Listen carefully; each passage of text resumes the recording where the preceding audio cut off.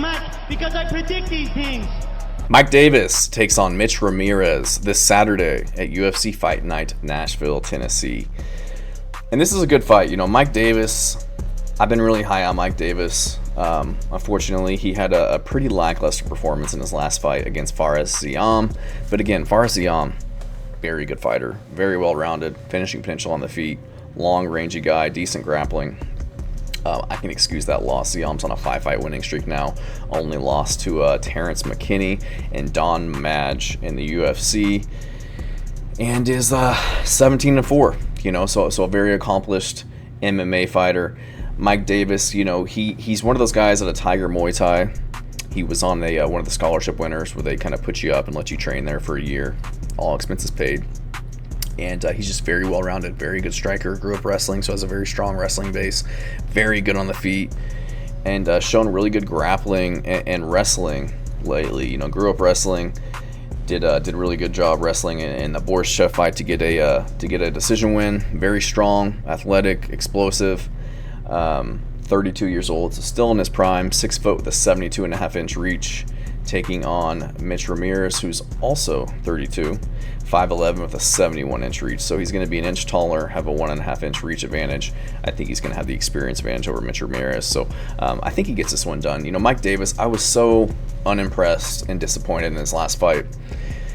It just seemed like he was making such low IQ moves, pulling guard against Fares Ziam versus, you know, looking to use his offensive wrestling or looking to outpoint him on the feet, because he's a very good, strong, powerful striker.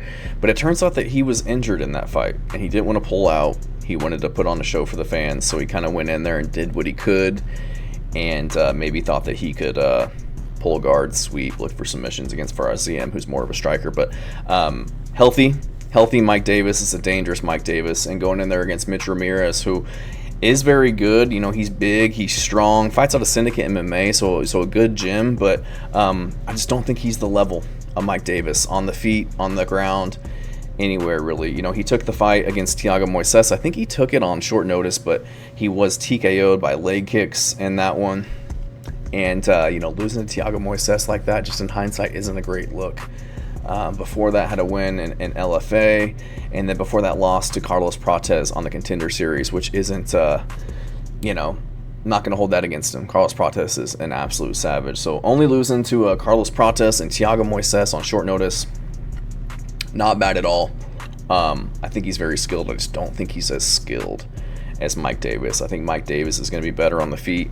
I think he can take this fight wherever he wants, get it on the ground. Like I said, showing really good wrestling as of late.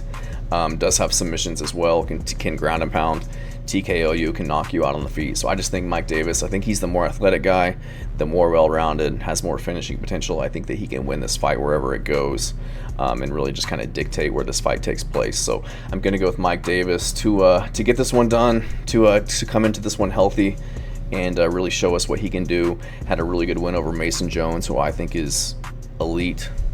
Had a decision win over him. So I think Mike Davis has a lot of potential, and he's going to show kind of a new form and a much better version than we saw in his last fight back in February. So I'm going to go with Mike Davis to get this one done over Mitch Ramirez.